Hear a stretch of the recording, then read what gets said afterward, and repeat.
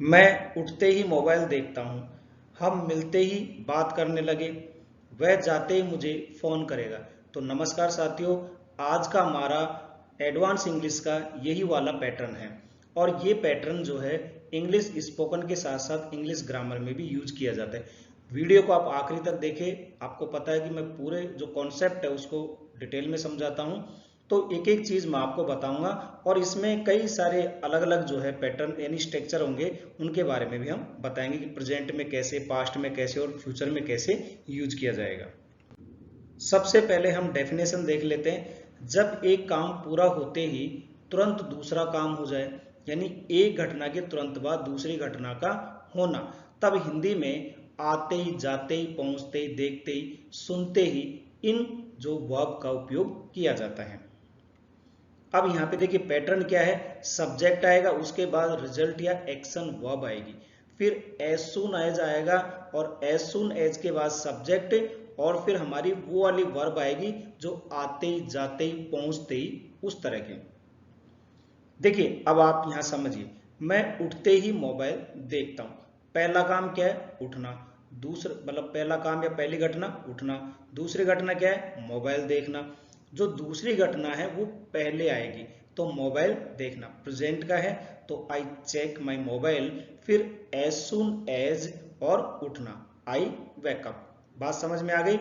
अब यहाँ पे देखिए दोनों घटनाओं के बीच में कोई समय नहीं है, यानी पहली के तुरंत बाद दूसरी हो गई, तो ये हमारा पैटर्न रहेगा। अब सबसे पहले हम देखते हैं प्रेजेंट में, क्योंकि हम प्रेजेंट, पास्ट और फ्यूचर तीनों के एग्जांपल लेंगे ताकि आपके डाउट सारे क्लियर हो जाए। देखिए वही है, सब्जेक्ट के बाद रिजल्ट या एक्शन वर्ब आएगी, फिर एज सुन एज, फिर सब्जेक्ट और V1 या V5, यानी या तो बेस फॉर्म आएगी या उसमें एस या ES लगा हुआ, क्योंकि ये प्रेजेंट में इसलिए। तो हम देखें, मैं उठते ही पानी पीता हूं, पीता हूं यानी प्रेजेंट में है, ठीक है। बनाइए, कैसे बनाओगे, पहले मैं उठते ही पानी पीता हूं, दूसरा काम क्या है, पानी पीना, तो ये पहले आएगा आई ड्रिंक वाटर, फिर एज सुन एज, उठना, ठीक है, तो आई वेकअप, ये भी प्रेजेंट में और ये भी प्रेजेंट में, क्योंकि प्रेजेंट में था हमारा सेंटेंस इसलिए।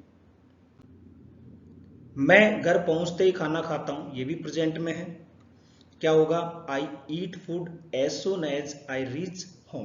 क्लियर। वह स्कूल पहुंचते ही पढ़ाई शुरू कर देता है, ये भी प्रेजेंट में है।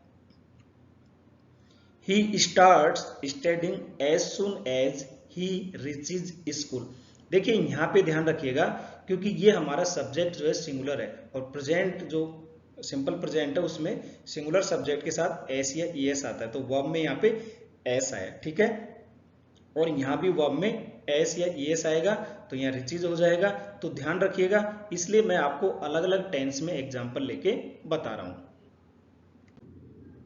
अब दूसरा हम लेते हैं पास्ट में। पास्ट में क्या होगा, ये पैटर्न तो सेम है, एज सुन एज, फिर यहाँ पे सब्जेक्ट और वर्ब की सेकंड फॉर्म। तो पास्ट में जो है दोनों वर्ब हमारी पास्ट की होगी। वह घर पहुंचते ही सो गया, क्या होगा, he fell asleep as soon as he reached home, ठीक है, ये भी पास्ट में वर्ब और ये भी पास्ट में। मैं उसे देखते ही पहचान गया, पास्ट का है, I recognise him as soon as I saw him, ये भी पास्ट की और ये भी पास्ट की, पैटर्न वही रहेगा।